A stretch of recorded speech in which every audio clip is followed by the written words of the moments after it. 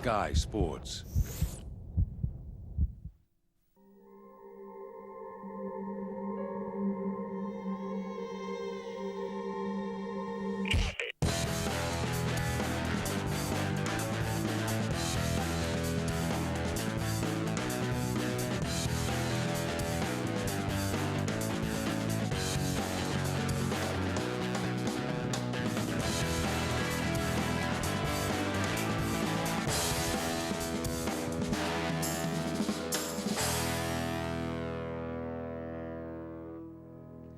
Hello and welcome to the first Elite Ice Hockey League highlight show here on Sky Sports. Coming up, well, we have all the goals from the opening weekend of the competition. We also speak to the head coach of the GB national team, Paul Thompson, and we've got one of the biggest characters in the league. Yes, the Sheriff joins us, Sean McMorrow.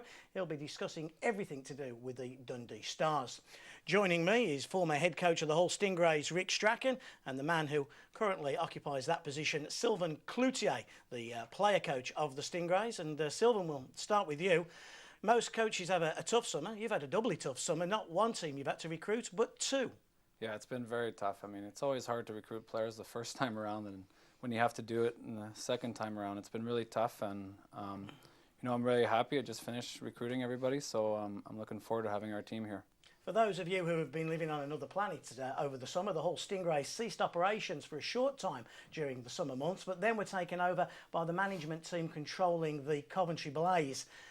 Did it help you when you got the call from Paul Thompson, Mike Cowley, Andy Buxton, that you'd worked for those characters before as you were a part of the Coventry organisation, so you felt a little more comfortable with them?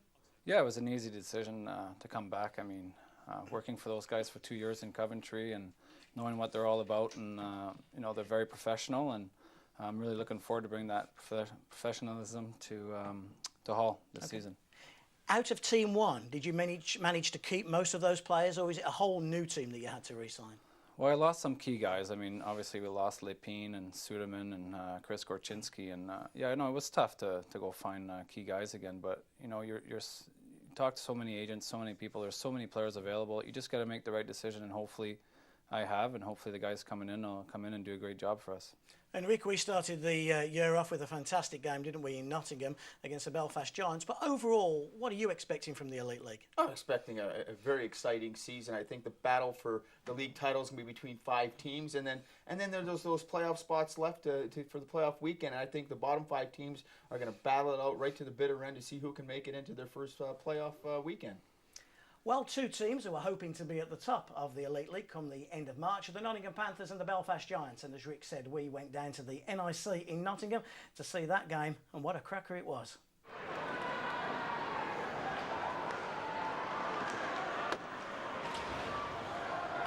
Josh Pruden moves the puck quickly to Gleed. Back to Pruden, who has got Benedict with Hemingway just out in front. And that'll be Hemingway of the Brett variety. Here is Brett Hemingway, backhands it back to his blue line, collected by Cook, back to Hemingway. Cook on the one-timer, he shoots and scores! A power play goal through the legs of Kowalski. Get ready, because Alex Penner and Mike Hoffman are on the ice together. Well, you got Penner, the new tough guy for the Nottingham Panthers, and he said he's tough and he wants to fight, and right now he's going to fight for his fans, and here we go. And in Dundee, the Sheriff, Sean McMorrow, will be watching. Penner in black, Hoffman, the American League killer, in green. Leads with the left, Hoffman then with the right. Penner tries a jab, Hoffman throws a big right over the top. Penner leads with the right, Hoffman with a couple of rights of his own. A right from Penner. Hoffman probably looks just a bit in charge. He's got Penner and he throws a bomb over the top. Penner pops his head back out. 2 tough guys. Penner throws a couple of rights. Now he throws one to the body. They're not going to do too much damage. All over rights across the top from Penner. Hoffman had the early. Hoffman had the early, and Penner come great back. He tied him up and started throwing lefts. Hey, 2 big heavyweights going toe-to-toe. I'll give that one a draw right now.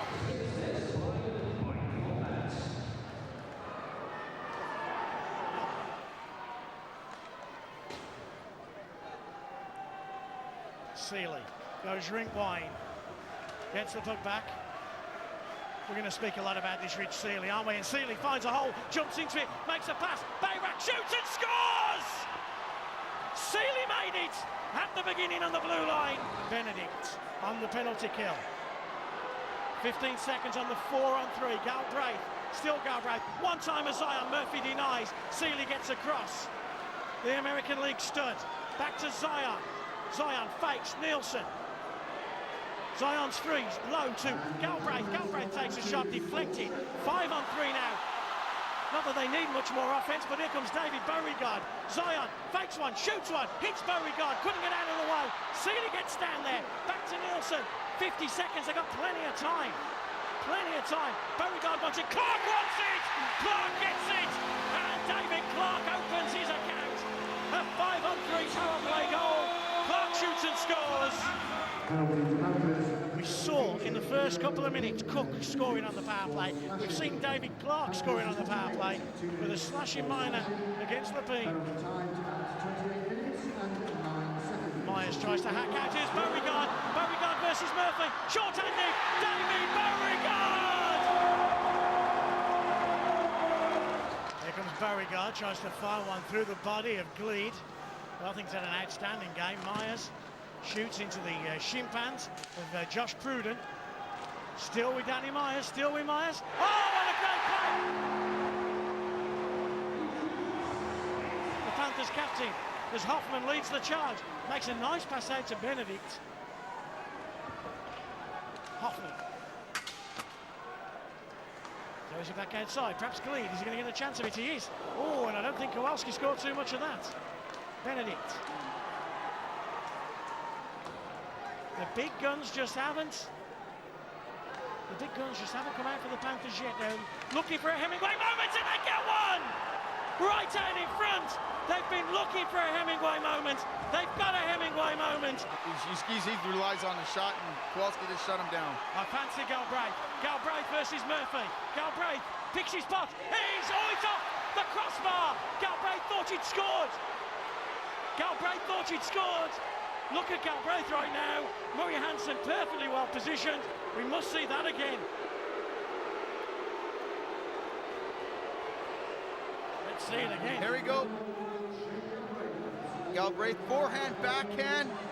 That's in. Oh, it's completely in. Here we go again. It's Colin Shields.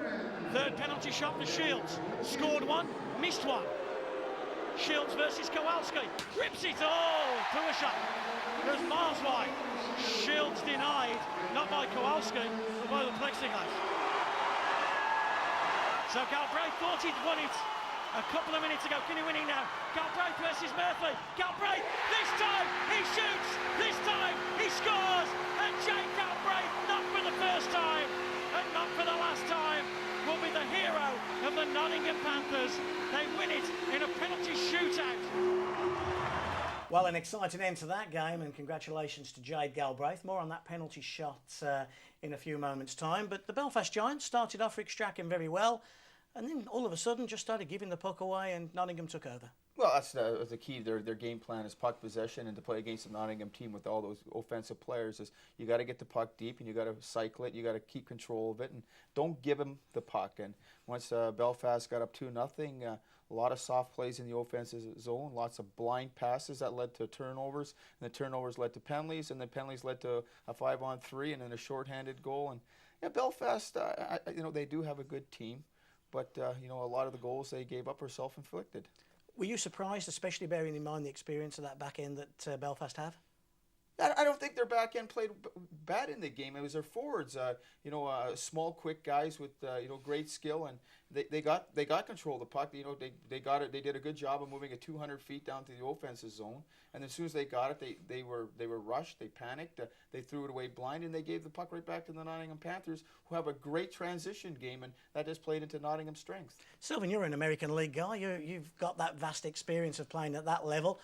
1,200 games in the American League that Belfast defence has got. That's quite a do, isn't it? Yeah, it is. I mean, they got the best D in the league experience-wise. I mean, obviously they have to adjust our game. It's a bigger ice surface. It's a different game than the American League. But with that experience, I mean, like Rick said, the forwards did make the mistakes. They threw the puck away. I mean, did their job. I mean, you can't really blame them. I think the group that Dougie has recruited there, that defence is going to be tough to beat this season. Colin Hemingway comes in, of course. They'll be looking to him to be the main goal scorer, won't they?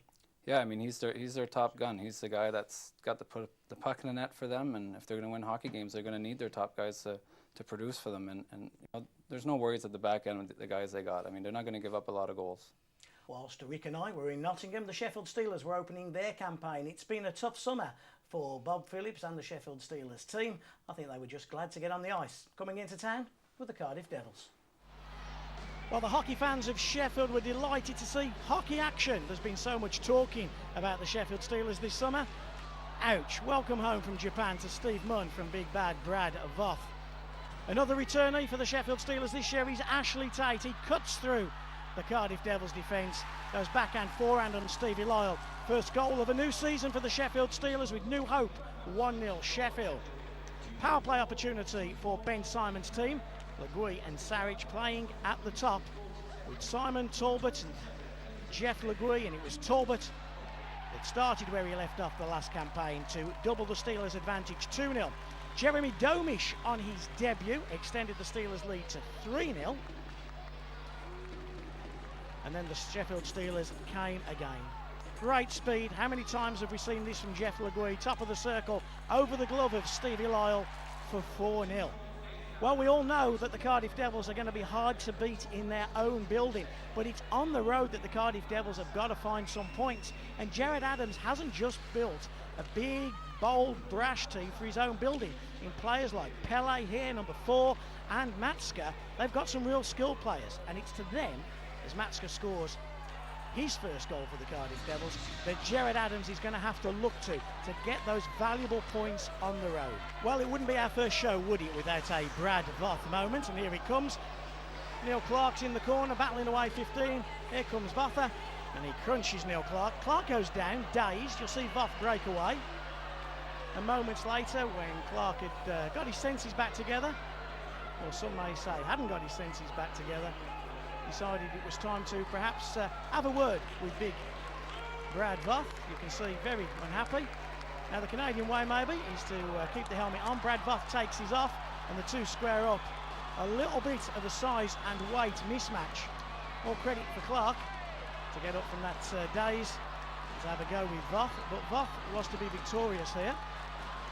And an interesting little scrap which may have its repercussions that Rick and Sylvain and myself will speak about in a short while. But Voth over the top of Clark, lands a couple while Clark's down on the ground, not good to see. And as Voth breaks away, he makes the point to all and sundry that perhaps Clark should have taken his helmet off. Brad found it a little funny. Game wasn't over though, and the Cardiff Devils still looking for a consolation goal. The Devils, though, have got this problem on the road. Voth's shot there was intercepted.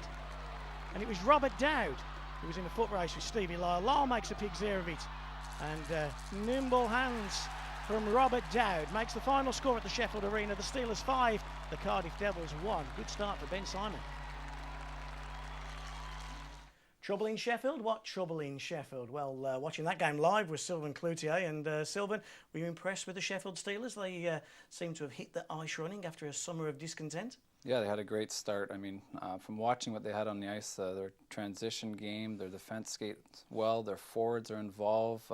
You can see they have that fire again. I think it was missing last season, and I think with Simon coming in, the intensity he brings to the game, and obviously he's going to bring it as a coach. I mean, as long as the players follow his lead, they'll be fine there in Sheffield. He's got the EIHL credentials, but it's a tough job being a player coach, and in his first year as well. You've been in that position, but he has got a good bench coach in Neil Abel.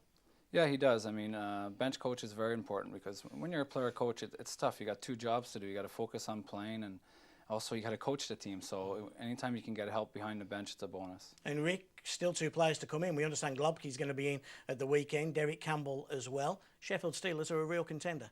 Oh, they got great talent. They got excellent defense. Goaltender, no one knows yet. He's played 2 games. He's won 2, but he has been untested. Their defense is mobile. They can skate. They got forwards who can score. They got some checkers. They got great British scoring. They got Ashley Tate back and Munn, and those are two leaders that they missed the year before. Yeah, Munn especially, but Ashley Tate, a former teammate of yours in Coventry, having him back, he's 30 guaranteed goals, isn't he? Yeah, he is, and you can tell last season Sheffield wasn't the same team without Ashley, and he's a big part of that team. He was a big part when we played together in Coventry, and when he left the second year he was gone to Sheffield, we missed him in Coventry. That he's a leader in the dressing room. He'll let people know, the job they got to do, and you can tell they missed him last year. Well, we've got plenty of action still to come. The Belfast Giants in Cardiff, and also the Nottingham Panthers playing at the Skydome Arena against the Coventry Blaze. Paul Thompson and Sean McMurrow still to come after the break. Don't go anywhere.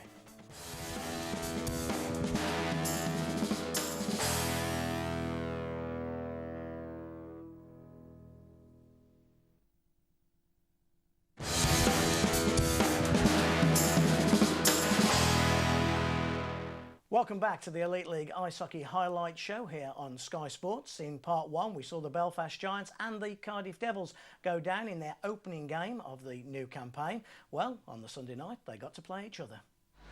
So after their night in Nottingham, the Belfast Giants headed down to Cardiff and, just like the night before, took the early advantage. Hemingway cut into the middle, fires the shot, looks like it's gone straight in, but on a second viewing, deflected off the shin pad of young Mark Richardson. Belfast again in Nottingham went 2-0 up early doors, and in Cardiff did exactly the same. This time young Mark Garside scoring his first goal on the road for the Belfast Giants. I'm sure Stevie Lyle would perhaps like that one back again, but 2-0 advantage for Doug Christiansen's men. Here came the Cardiff Devils, always tough at home, and that big first unit with big Max Brebeer on it, and it was Brebeer off that one-time pass that gave the Cardiff Devils their first goal of the new season at home. Phil Hill's cross-ice pass sent the Devils up with a scoring opportunity. And another debutant, Kenton Smith, you'll remember him from his time with Tony Hand and the Manchester Phoenix. Well, he was to level it at 2-2, jumps in on the play and fires home past Stephen Murphy. We're tied at 2 in Cardiff. The Cardiff Devils, of course, always so tough at home. It's on the road where they have to win points. Belfast already had that point from the Nottingham defeat, and Tim Cook's shot that rebounded off the back of the crossbar, well, that made it 3-2, and the Belfast Giants on their way to more points on the road here at Cardiff. The Devils, though, they battled and they battled. And in Jared Adams, well, let's be honest, they've got a shutdown defenceman, and a defenceman that really hasn't scored too many goals in his time and hasn't got an offensive bone in his body, has he? How about that, Jared Adams? As he ends his career, he's not going to score too many better goals than that. It's tied at 3. Who's looking for the winner? Well, the Belfast Giants went looking for it. 1 point on a Saturday night, but it got rough and it got bitter and it got nasty. And there's big Michael Hoffman, and he's patrolling and heads off to the penalty box. And rink stewards in Cardiff are going to have to build a bigger penalty box. Look at the size of that man. He's a big man.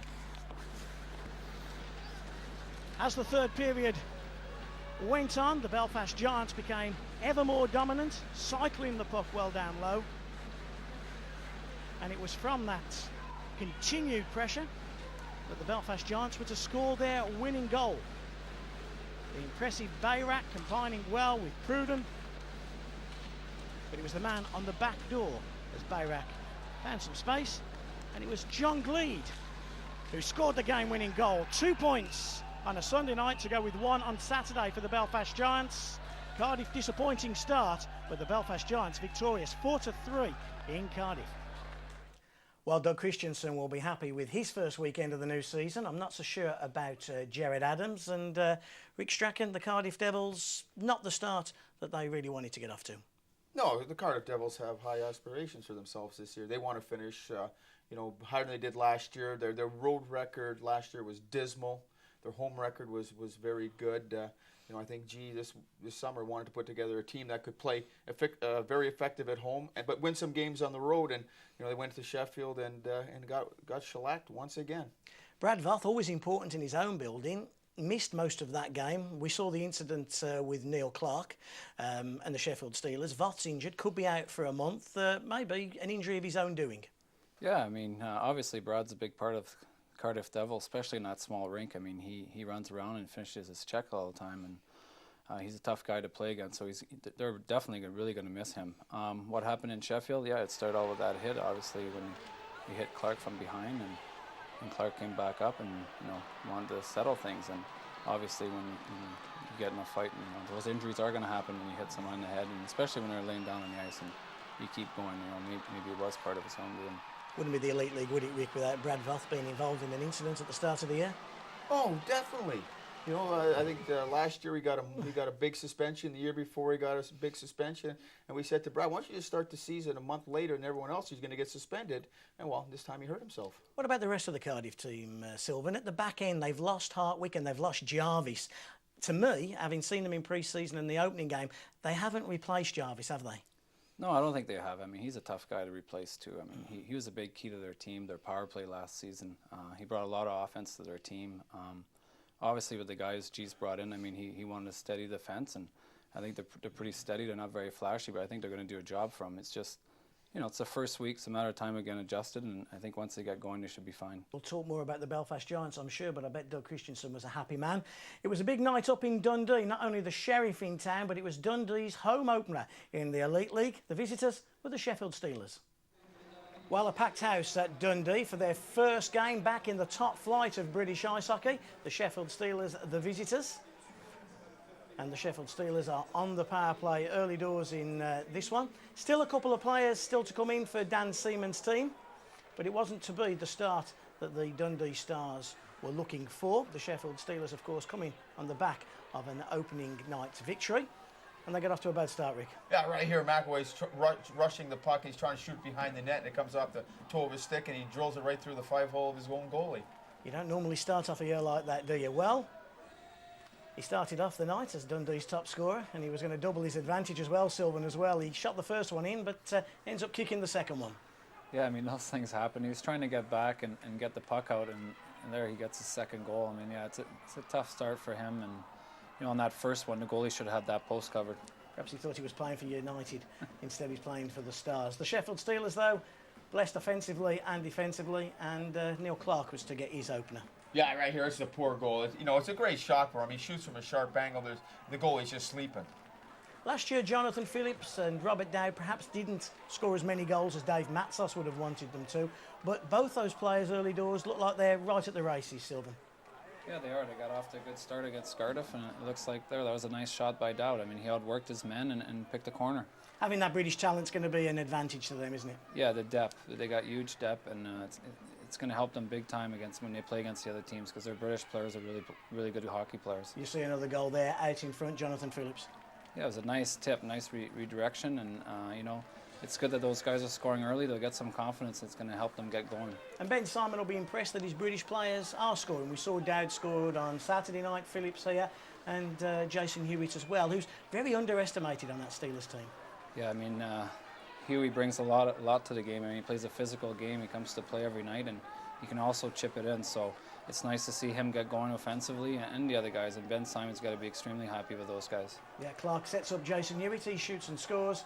And the Sheffield Steelers victorious on a night in Dundee.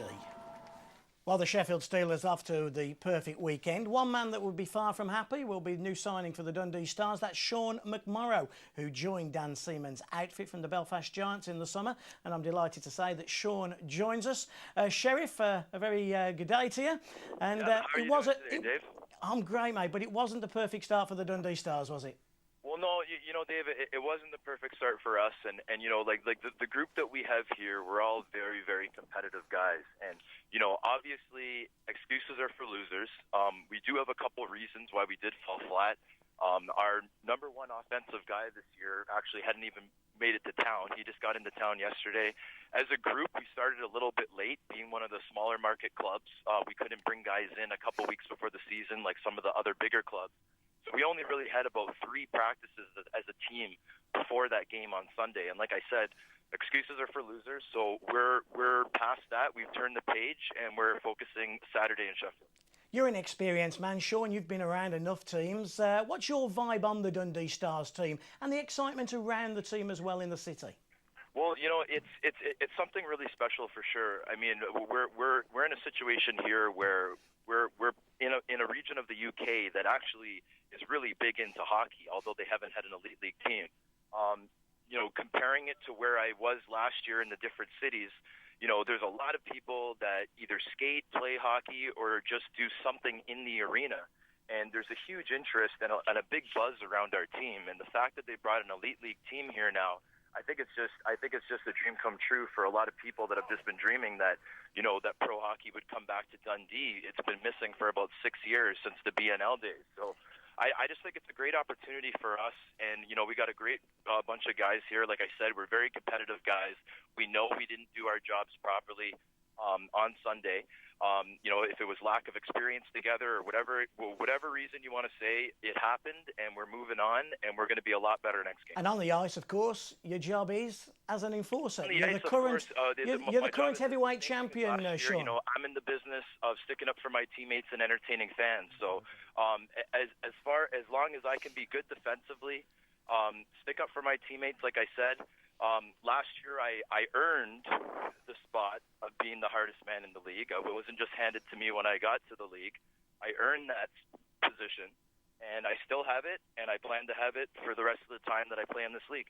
And that's why you're the Sheriff, and that's why we've enjoyed having you on our first show. Sheriff Sean McMorrow from Dundee, thank you very much. And Rick Strachan, not even I could get too much of a word in there. He's a character, but he's a bona fide heavyweight champion. And Messrs Hoffman and Penner, they're going to have a tough job taking that belt off him, aren't they? Well, yeah, last year I think the Sheriff was a little bored, not a lot of competition, and he's got a few boys that are going to want to dance with him this year. And Dave, that's the first time I've ever seen you speechless. Yes.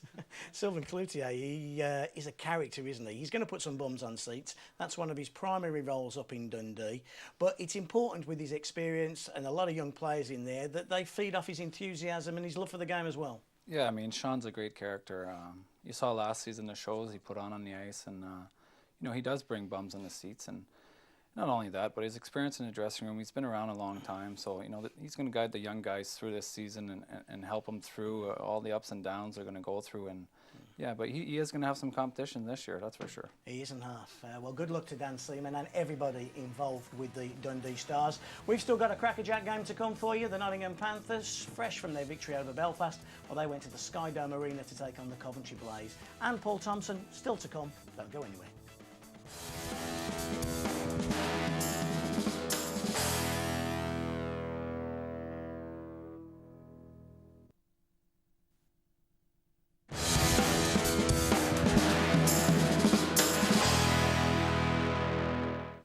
Welcome back to the Elite League's Ice Hockey Highlights Show. I'm still joined by Rick Strachan and Sylvain Cloutier as we look forward to our last game of the weekend. It was at the Sky Dome Arena where the defending champions Coventry Blaze hosted Corey Nelson and his Nottingham Panthers. It was quite a game.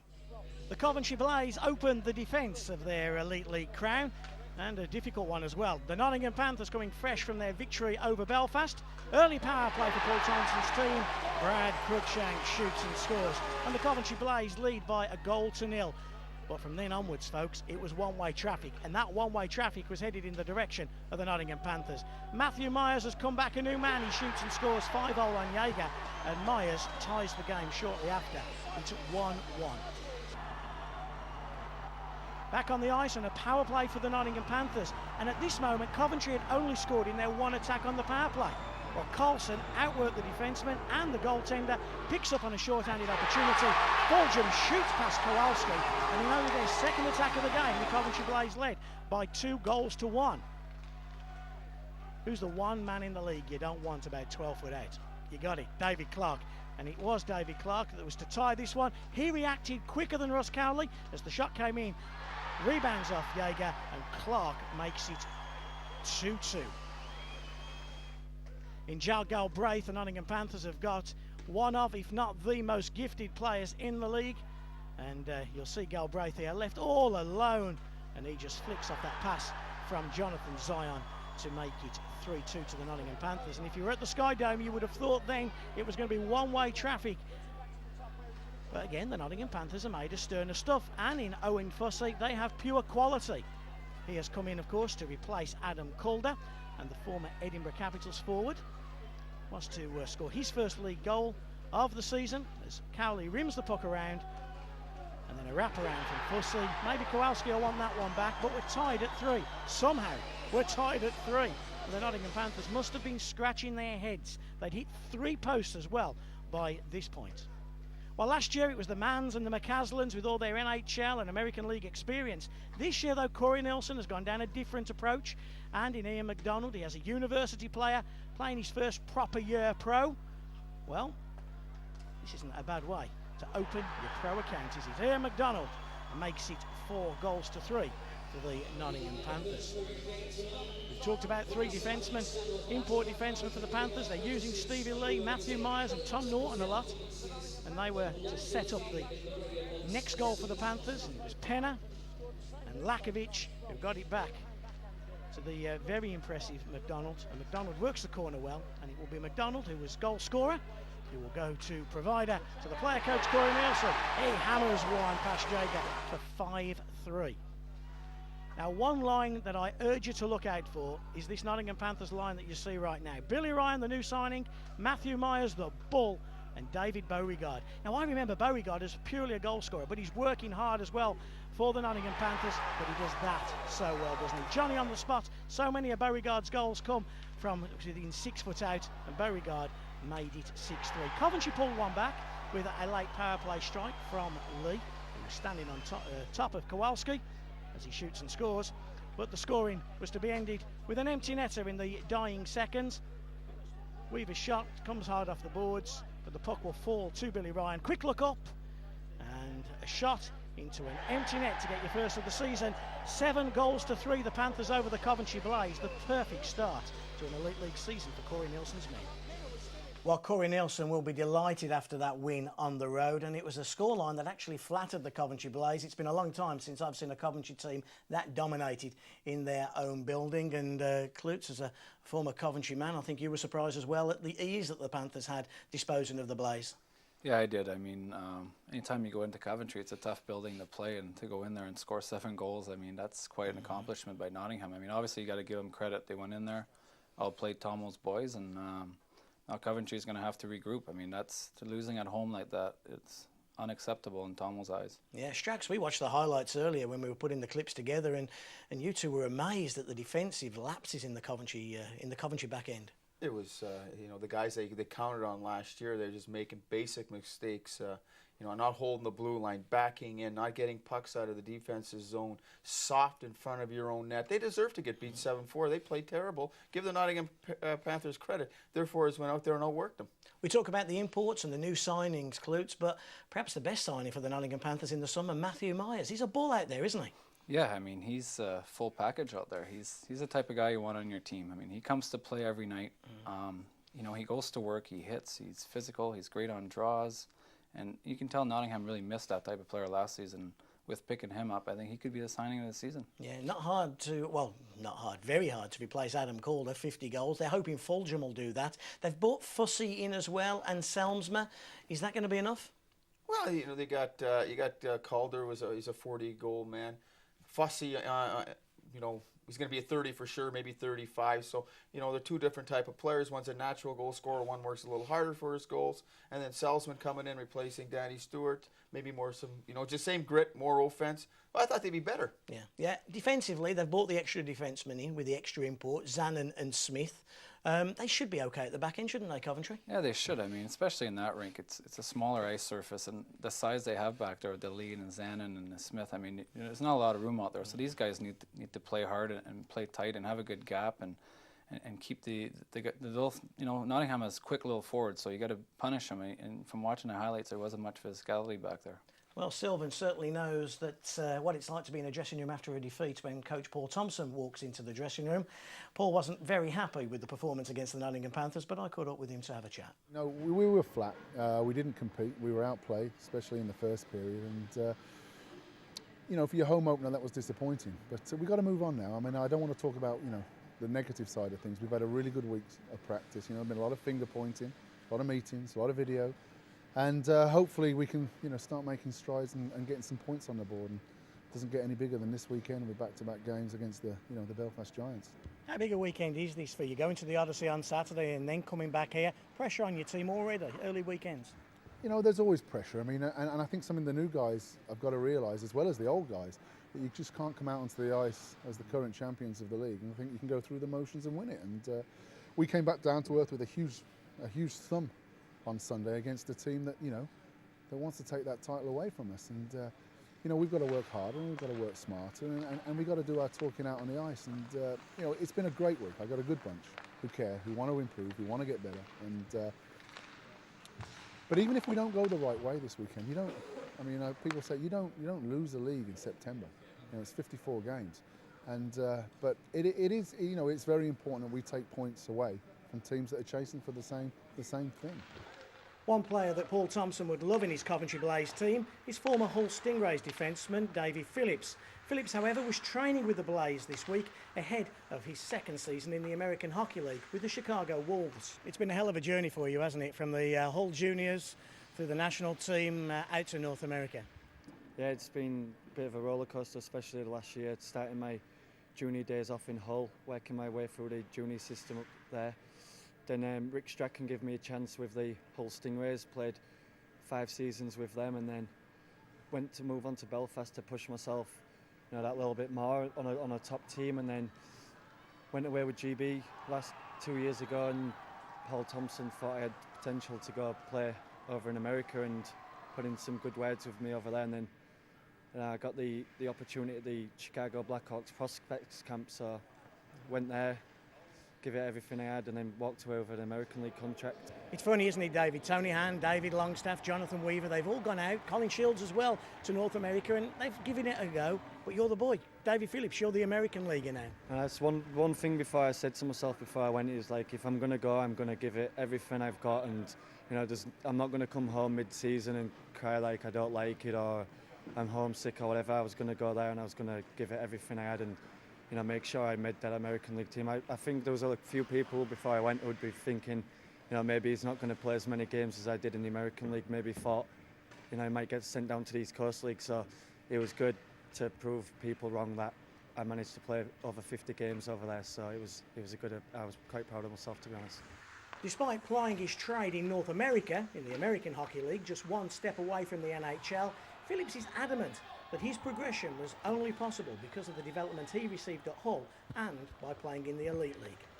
I've always been lucky. I had a lot of ice time whenever I played in the Elite League. Rick Strachan gave me a great opportunity. I was 17 years old and I was getting regular ice time, and I think that was one thing that benefited me when I first got over there.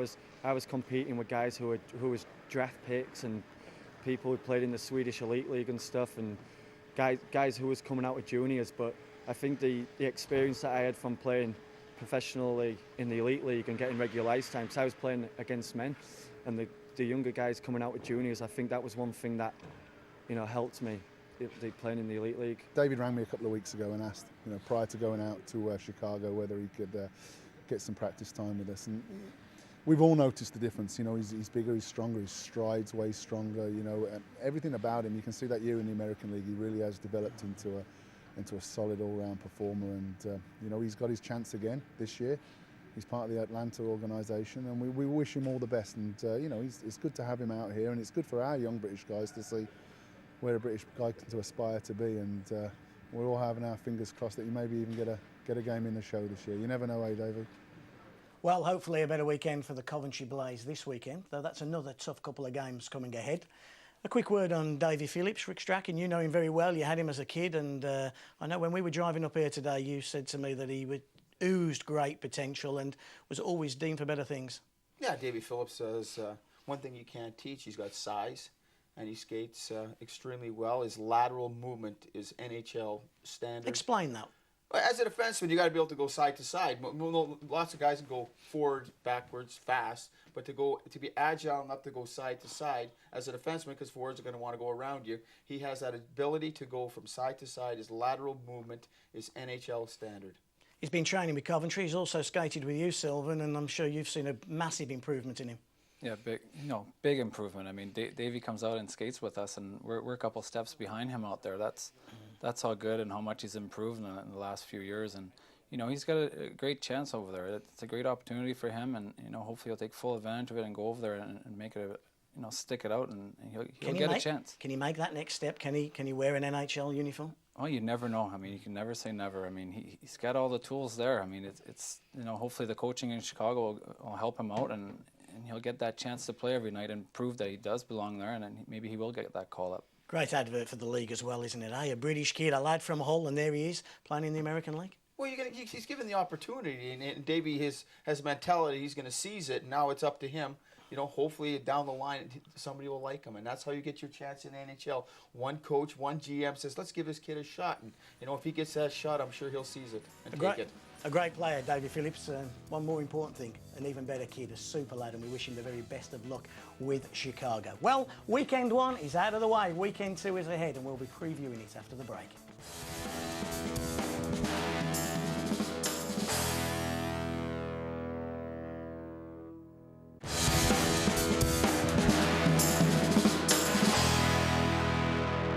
Hello and welcome back, and coming up is going to be my favourite part of the show, though I don't think Rick will be too keen on it. It's the predictions looking ahead to next week's games.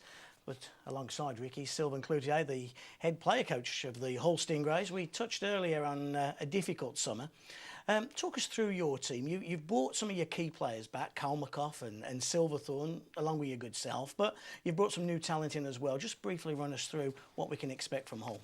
Well, I think we're going to be very competitive. We're going to work hard. Obviously, we're going to need Kalmakoff and Silver to lead our offense and to win us some games. And like you guys said earlier, in our division, the bottom 5. I mean, that's where we got to focus on winning our games and winning that series against those teams, so we can stay in the playoff hunt and make the playoffs. That's not being negative, is it? But you actually realistically see that your battle is with the likes of Edinburgh, Braehead, Newcastle, and Dundee. Well, obviously, you want to finish as high as you can and get as many points as you can, but you got to be realistic too. I mean, we know we have to play perfect games when we play the Belfast, Nottinghams, the Coventry, the Sheffield. We have to be perfect for 60 minutes. Any lapse, and they got so much talent, they'll just put it back in the back of your net. So, what have you done for goaltending this year? Well, I brought in Christian Boucher. He's a proven winner. He won a championship last season. Led his team to a couple of titles in the Netherlands, and I got a chance to see him play in Rio Grande in the Central Hockey League, and he played for a team there that shouldn't have been in the playoffs, and he carried them all season and brought them to the playoffs, and they lost to Texas, I think, in 7 games that year in the second round, and that Texas team ended up going to the finals to win that cup that year. Key position, isn't it? Because he's got to play 60, 65, 70 games maybe. Yeah, I mean, he's gonna, he's our guy. I mean, he's gonna play all the games, and he knows that, and he's ready. He's ready for the challenge, and that's one thing that hurt us last season. So I went after Boucher right away as the season was over. He was one of the key guys I wanted to get in right away. Okay, Rick, how difficult is it going to be for the Hull Stingrays, and in fact any of that group of 5, to make it to the next level? It's how you do against the 5 teams. Your series against those 5 bottom teams, and then it comes down to injuries, luck. A lot of luck involved, and the key is how you're going to start out. You don't want to start out in a big losing streak. You want to win early games. You want to get confidence, and then you can build from there. Starting late, has that been a help to you in recruiting players, or is it going to be a hindrance down the stretch, playing so many games in a shorter period of time? Well, I think it could go both ways. I mean, right now it gives me a chance to go watch the other teams play. I mean, I got to watch Sheffield last weekend in Cardiff, and now I can organize my game plans when I get ready to play against them. Now I got a chance to see them. Sometimes at the start of the season, you don't know. You can see the game sheets and see what the guys are in, but you don't get to see what they do. Now I get that advantage in that way. The recruiting was fine. I mean, there's a lot of players available out there, but it's just to find the right one that's going to fix. It's going to fit in your puzzle. I mean, you got to put this puzzle together, so you got to find the right pieces. Well, it's a couple of weeks before the Hull Stingrays make their way onto the ice to play official Elite League action, but there is Elite League hockey at a rink near you this weekend. So let's take a look through at the fixtures, and Rick and I are going to play a little game. It's called Predictions. I will be telling Rick where he's going wrong, and I will be predicting the right scores, whilst Rick is predicting, as always, the wrong scores. So let's start off with Saturday, and I urge you to go to one of these games. So Belfast v Coventry at the Odyssey Arena, and Rick, I can tell you that the Belfast Giants will win this 4-2. I will take Belfast. It will be tighter. It'll be a close game, but Belfast is going to definitely win that one. They're going to win that one. You're going to give us a score? We could 5-2. 5-2, okay. And moving on to other games on Saturday, sees the Sheffield Steelers taking on the Dundee Stars, Rick, and I don't think it's going to get any easier for Dundee. I think they're going to get shellacked. I think it's 7-1 Sheffield. Oh, yeah. Sheffield will definitely win. They might give up a goal. Do they want to run the score up? Yeah, you're right. It could be 5 or 6. They could win by 5 or 6. Okay, and then the other game, of course, is at the NIC in Nottingham. All these games, by the way, facing off at 7 o'clock against the Cardiff Devils, the third tough game for Gerard Adams. I can't see Cardiff and their D just standing in the way of the powerhouse that is the Panthers. I'm going to take the Panthers to win that one 5-1. Yeah, the Nottingham Panthers are on a roll right now. They got very quick forwards. Cardiff got very slow D. Bad mismatch. Nottingham by 3 or 4. Nottingham by 3 or 4. On Sunday, well, 2 road games for the Coventry Blaze. Yes, 2 road games because they go to Belfast, but then they have to come back to the Skydome Arena to take on Belfast. Now, I think Coventry will flip it around. I think Coventry will win at home on Sunday. I take the Blaze to beat the Giants 3-2 at the Skydome. What's your prediction? I think we'll have to disagree on this one. Okay. I think Belfast is just too strong.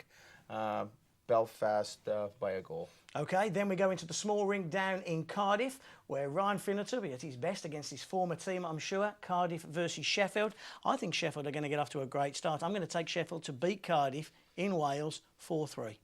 I am going to pick Cardiff because if they don't win that game, that make them 0-4, and I think the pressure will be upon all their players to have the game of their life, and that they better have it that night. Yeah, well, both of those games, the games in Cardiff and the games in Coventry, face off at 6 o'clock. And then our final game is Dundee versus Nottingham. And again, I think it's going to be another tough night for Dan Seaman and his boys. Panthers to win that one 5-1, I say. Yeah, it's Nottingham by 3, 4, 5, maybe even 6. So, boys, are you taking any games in this weekend? Yes, I got Nottingham versus Cardiff on Saturday night. Now, I'm in Sheffield to see Sheffield Dundee, and I think you're going to be in Sheffield too. I'm going to go watch Dundee play and see what they're all about. Okay, do you expect anything better from Cardiff? They've got to give something better in Nottingham on Saturday. It's a place they have never played well in other than the finals. But Nottingham Panthers have owned the Cardiff Devils over the last few years at home, and I expect the same this year. Well, I'd urge you to go in and take an Elite League game. If you're in the areas of those home teams, come and join us in Sheffield or go and join Strax down in Nottingham as well. A big thank you to Sylvain Cloutier and very best of luck in the season, Sylvain and Strax. I'll be seeing you every week, and you'll be able to see all the goals and all the highlights and all the news from all the games of this coming weekend. This time next week, next Friday.